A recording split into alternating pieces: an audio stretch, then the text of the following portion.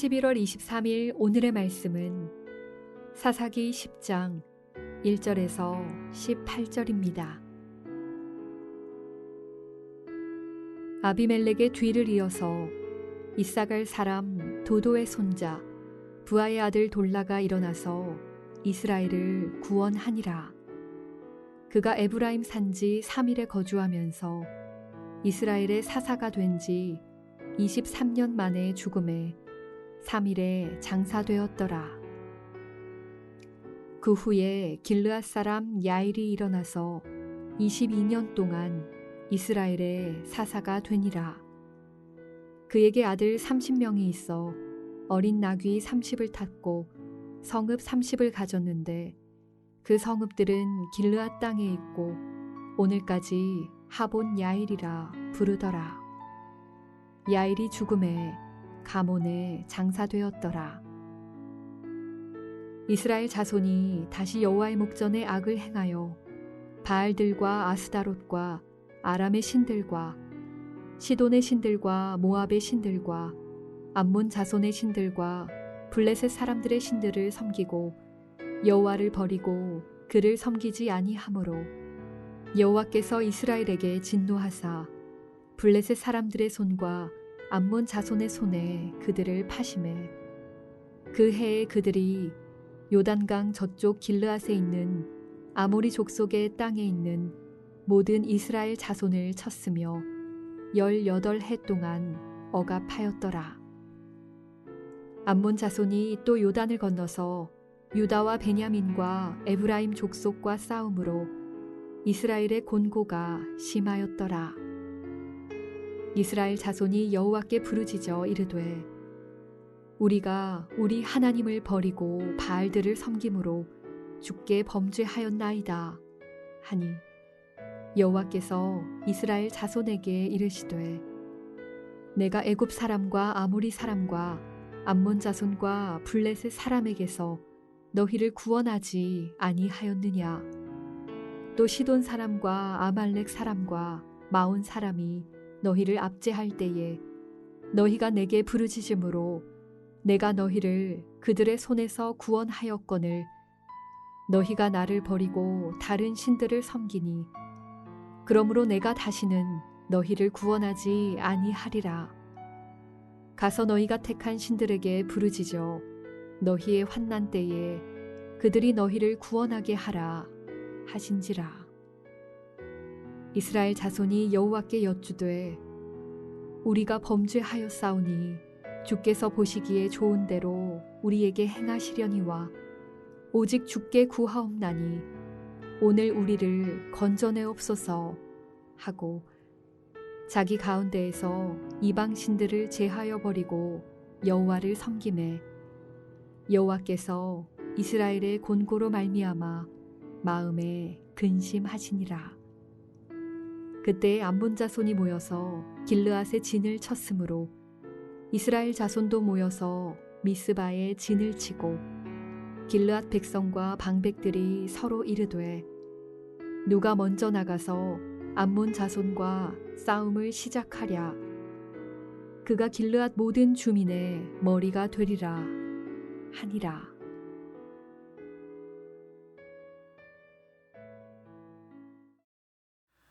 주님 앞에 나오신 여러분을 환영하고 축복합니다. 오늘도 진정한 회개로 하나님 말씀에 순종하며 하나님을 기쁘시게 하는 여러분 되시기를 축복합니다. 오늘 본문은 아비멜렉 이후 돌라와 야일이 이스라엘의 사사로 45년간 다스렸습니다. 이후 이스라엘은 다시 하나님을 버리고 온갖 우상들을 섬겼습니다. 이에 하나님이 그들을 블레셋과 암몬 자손에게 파심해 그때야 비로소 그들이 하나님을 찾았습니다.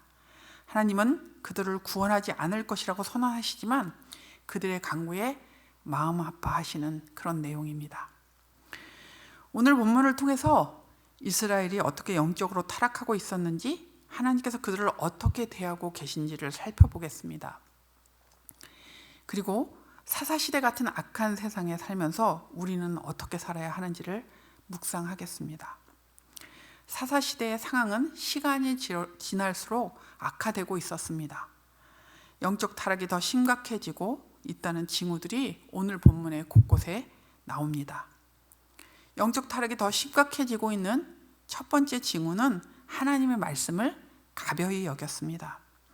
물론 아비멜렉으로 인해 혼란스러웠던 이스라엘을 하나님은 돌라와 야일을 통해 구원하시고 평화와 안정을 주셨습니다. 그런데 돌라에게서 이상한 점이 발견됩니다. 1절에 돌라는 이사갈 사람인데 에브라임 산지에 살고 있었습니다. 그래야만 하는 이유가 분명히 있었겠지요. 그런데 돌라는 자신이 있어야 할 땅이 이사갈 지파였고 그 땅을 떠났다는 것을 우리는 알게 됩니다. 하나님은 여호수아를 통해 가나안 땅을 12지파에게 나누어 주셨습니다. 지파에 할당된 땅은 다른 지파에게 팔 수 없었습니다. 만일 주인이 땅을 판다면 가까운 친족이 그것을 사고 희년에는 다시 돌려주어야 합니다.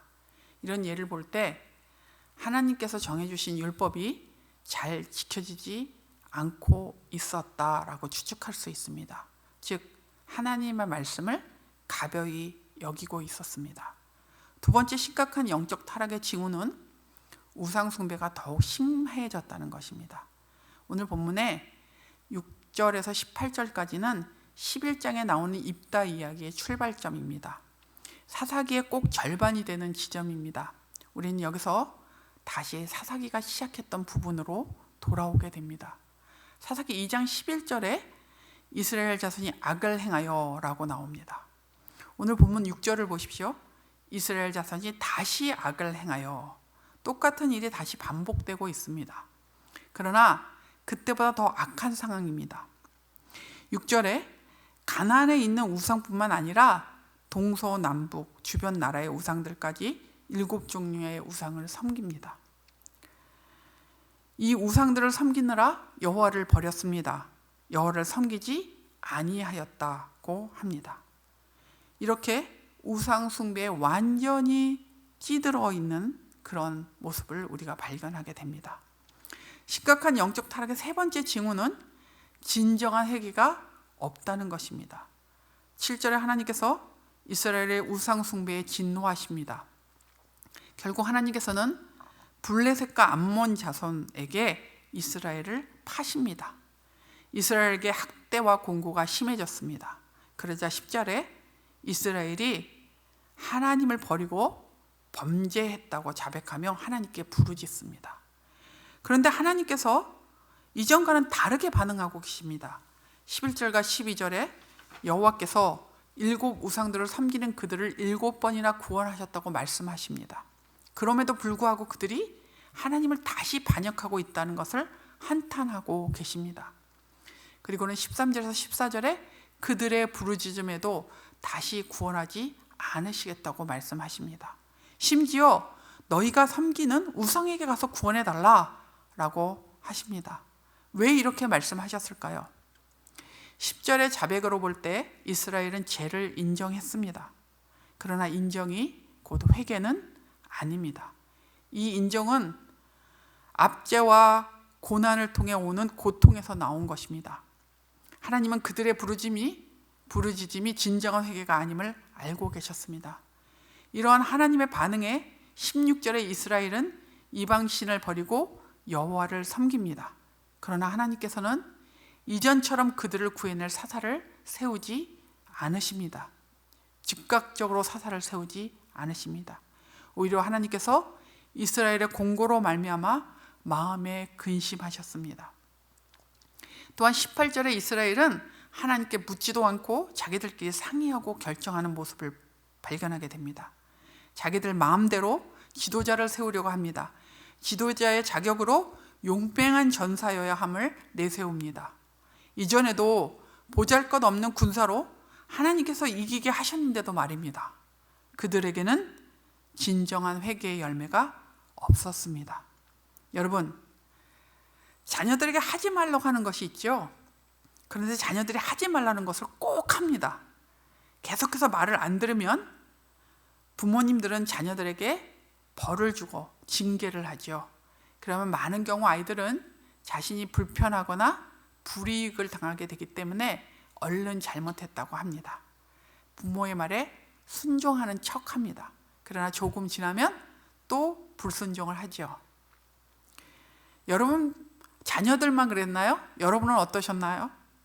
예, 하나님 앞에서 이렇게 불순종하는 자녀가 되지 마십시오. 오늘 본문의 이스라엘 백성들의 모습이 꼭 이런 자녀의 모습과 같습니다. 그런데 이스라엘 백성의 모습 속에 우리의 모습은 없습니까? 만일 우리가 영적 타락의 징후를 우리 안에서 발견한다면 빨리 돌이키는 저와 여러분이 되어야 합니다. 진정한 회개를 하는 여러분, 죄를 인정할 뿐 아니라 그 죄에서 돌이켜 하나님의 말씀에 맞추어 사는 여러분, 그리고 하나님의 말씀을 잘 듣는 여러분 되시기를 축복합니다. 오늘의 암고는 날마다 진정한 회개로 하나님 말씀에 순종하라입니다. 날마다 진정한 회개로 하나님의 말씀에 순종하라. 오늘 기도하실 때 하나님 앞에서 진실하게 우리 자신을 돌아보며 회개하는 우리가 되게 해달라고 기도해 주십시오. 특별히 코로나로 어려움을 겪고 있는 형제 자매들을 주의 특별한 은혜로 회복시켜 주시기를 위해 기도해 주시고, 우리 공동체가 코로나로 인하여 어려움 겪지 않도록 하나님께서 눈동자와 같이 지키시고 보호해 주시기를 기도해 주시기를 바랍니다. 잠깐 기도하겠습니다. 살아계신 하나님 아버지, 우리가 하나님 앞에서 어느 것도 내세울 것 없는 죄인인 것을 주 앞에 고백하며 주의 은혜를 구합니다. 우리가 죄인인지 알지만 하나님, 불쑥불쑥 우리 마음 안에 교만함이 드러나며 하나님 없이도 살 것 같은 그런 교만한 행동들과 말들을 할 때가 있습니다. 우리를 용서하여 주시고 하나님의 은혜를 우리 가운데 부어주셔서 날마다 우리의 잘못한 것들을 아버지 회개하며 살게 해주시고, 또 하나님 앞에서 그런 것들을 회복하며 믿음으로 말씀을 따라 사는 저희들 될 수 있도록 은혜 주시기를 기도합니다. 우리의 다음 세대들이 하나님 앞에서 하나님 말씀에 순종하며 하나님의 말씀을 잘 듣는 아이들로 자라갈 수 있도록 주께서 복을 허락해 주시옵소서. 하나님, 우리 공동체를 코로나로부터 지켜주시고 보호하여 주시기를 원합니다. 특별히 원치 않는 상황 속에서 코로나로 인하여 고통받고 있는 우리 형제 자매들을 기억하여 주시고, 위중한 상황 가운데 있는 우리의 하나님 장로님을 또 붙잡아 주시기를 원합니다. 하나님, 능력의 손을 얹으시고 고치시고 치료하시는 그 하나님을 경험하는 시간이 될 수 있도록 도와주시고, 온 공동체가, 온 가족이 주 앞에 기도하는 그 기도를 주님 들어 응답하시며 하나님 도와주시기를 구합니다.